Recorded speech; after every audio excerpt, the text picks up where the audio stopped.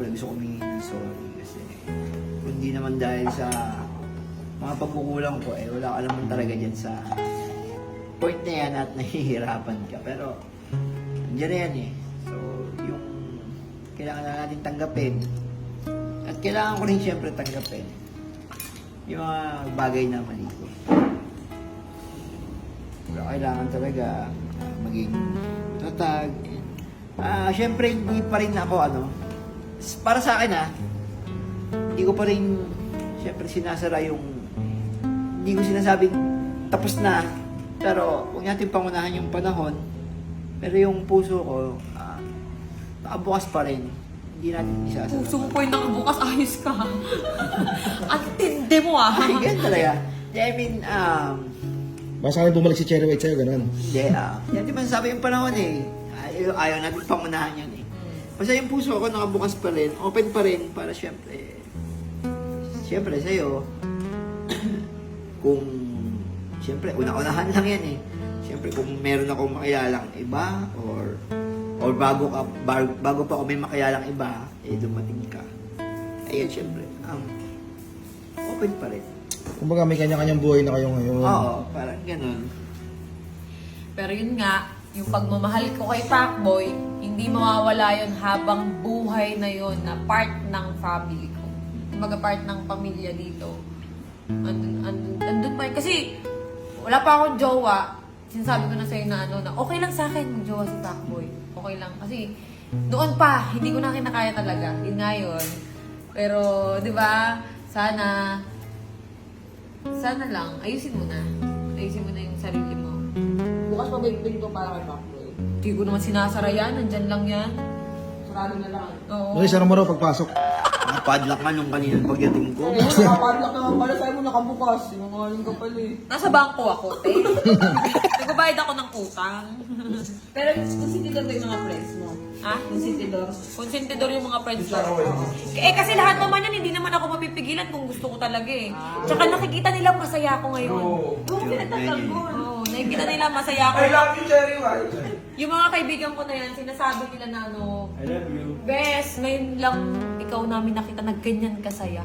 Ang ka masaya, support lang ang mga kaibigan, di ba? Ayun lang yan. Pero si James talaga na minsan na parang sinasabi, kinakausap ako niyan.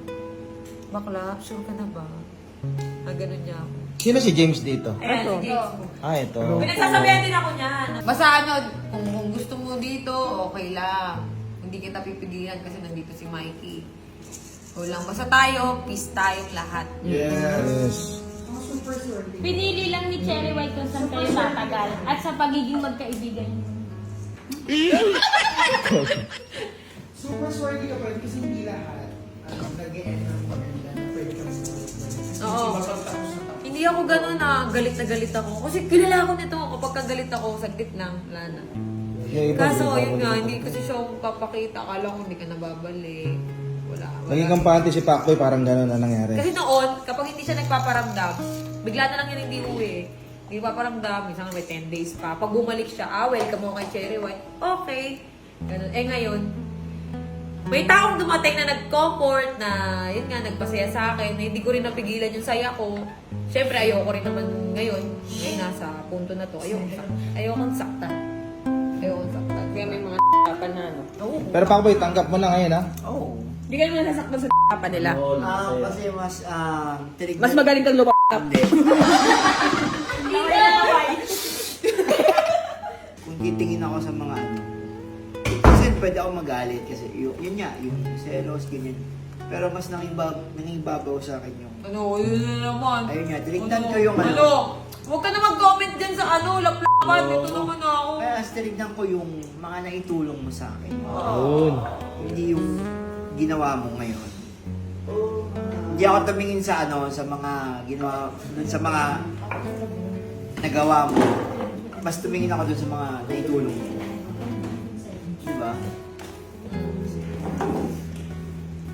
Pangit naman kung sa loob ng mahigit isang taon.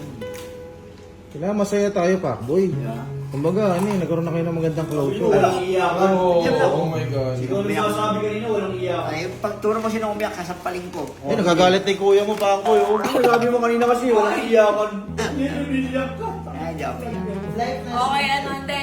habang buhay Ayun, na dadalhin. tutuldukan na natin. Yun. Pero idol pa rin kita, huwag mo makakalimutan. Hindi, Pacboy. Malaki rin natulong mo. Nagtulungan din tayo. Idol! Kaso, iniisip kasi ng iba, umangat yung followers ko. Nasa vlogging kami. Natural na yan. Lahat naman tayo dito, nagbablog. Gusto tumaas yung followers. Natural na yun, hindi naman natin pinlist yung mga tao about dyan sa followers. Gusto ko lang magpasalamat din sa'yo. Okay? Yung tinulong ko sa'yo, yung opportunity na binigay ko sa'yo. Ikaw na yung bahala na nag-handle ka. So, yun nga. Hindi nag-ano. Malay mo, ngayon, time mo naman. Amen. Diba? Amen. Thank you. Pacboy.